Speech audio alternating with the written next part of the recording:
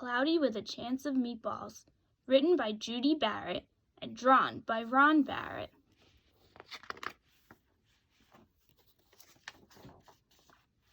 We were all sitting around the big kitchen table. It was Saturday morning, pancake morning. Mom was squeezing oranges for juice. Henry and I were betting on how many pancakes we each could eat, and Grandpa was doing the flipping. Seconds later, something flew through the air, headed toward the kitchen ceiling, and landed right on Henry. After we realized that the flying object was only a pancake, we all laughed, even Grandpa. Breakfast continued quite uneventfully. All the other pancakes landed in the pan, and all of them were eaten, even the one that landed on Henry. That night, touched off by the pancake incident at breakfast, Grandpa told us the best tall tale bedtime story he'd ever told. Across an ocean, over lots of huge bumpy mountains, across 3 hot deserts and 1 smaller ocean, there lay the tiny town of Chew and Swallow. In most ways, it was very much like any other tiny town. It had a main street lined with stores, houses with trees and gardens around them, a schoolhouse, about 300 people, and some assorted cats and dogs. But there were no food stores in the town of Chew and Swallow. They didn't need any. The sky supplied all the food they could possibly want. The only thing that was really different about Chew and Swallow was its weather. It came 3 times a day, at breakfast, lunch, and dinner. Everything that everyone ate came from the sky. Whatever the weather served, that was what they ate. But it never rained rain. It never snowed snow. And it never blew just wind. It rained things like soup and juice. It snowed mashed potatoes and green peas. And sometimes the wind blew in storms of hamburgers. The people could watch the weather report on television in the morning, and they would even hear a prediction for the next day's food. When the townspeople went outside, they carried their plates, cups, glasses, forks, spoons, knives, and napkins with them. That way, they would always be prepared for any kind of weather. If there were leftovers, and there usually were, the people took them home and put them in their refrigerators in case they got hungry between meals.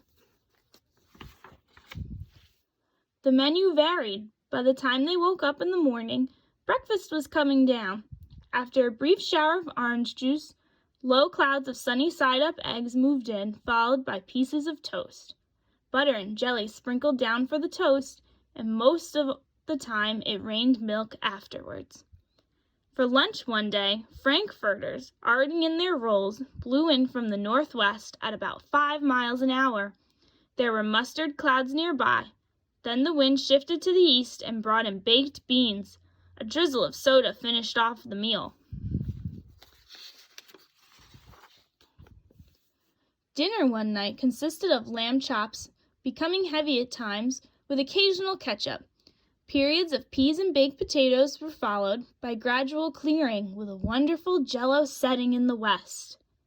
The sanitation department of Chew and Swallow had a rather unusual job for a sanitation department. It had to remove the food that fell on the houses and sidewalks and lawns. The workers cleaned things up after every meal and fed all the dogs and cats. Then they emptied some of it into the surrounding oceans for the fish and turtles and whales to eat.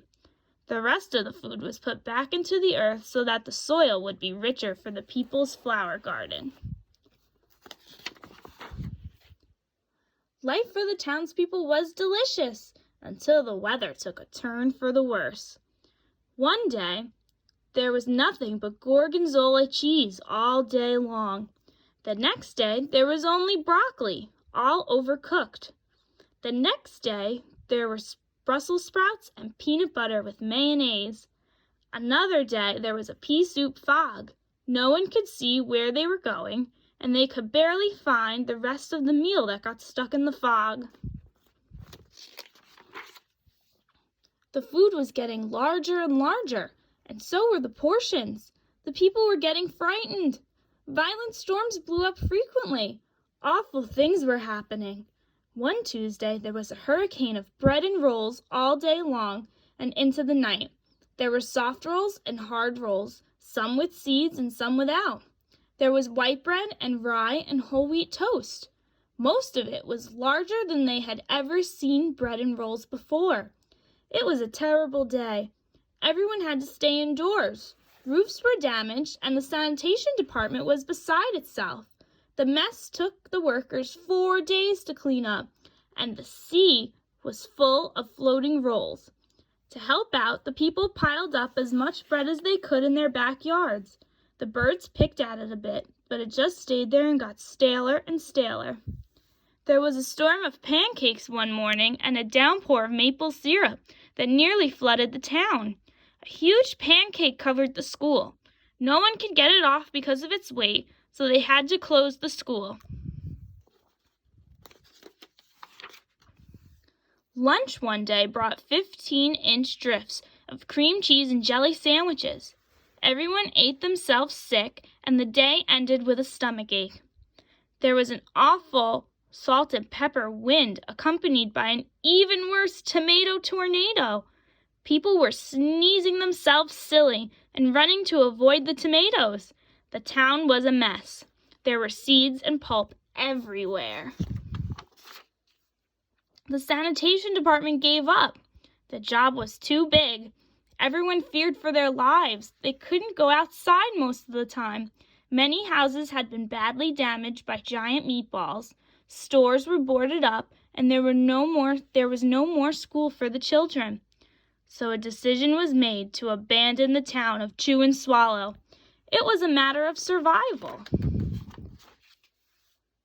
The people glued together the giant pieces of stale bread, sandwich style with peanut butter, took the absolute necessities with them, and set sail on their rafts for a new land. After being afloat for a week, they finally reached a small coastal town, which welcomed them. The bread had held up surprisingly well enough for them to build temporary houses for themselves out of it. The children began school again, and the adults all tried to find places for themselves in the new land. The biggest change they had to make was getting used to buying food at a supermarket. They found it odd that the food was kept on shelves, packaged in boxes, cans, and bottles. Meat that had to be cooked was kept in large refrigerators. Nothing came down from the sky except rain and snow. The clouds above their heads were not made of fried eggs. No one ever got hit by a hamburger again, and nobody dared to go back to Chew and Swallow to find out what had happened to it. They were too afraid. Henry and I were awake until the very end of Grandpa's story. I remember his good-night kiss. The next morning we woke up to see snow falling outside our window. We ran downstairs for breakfast and ate it a little faster than usual so we could go sledding with Grandpa.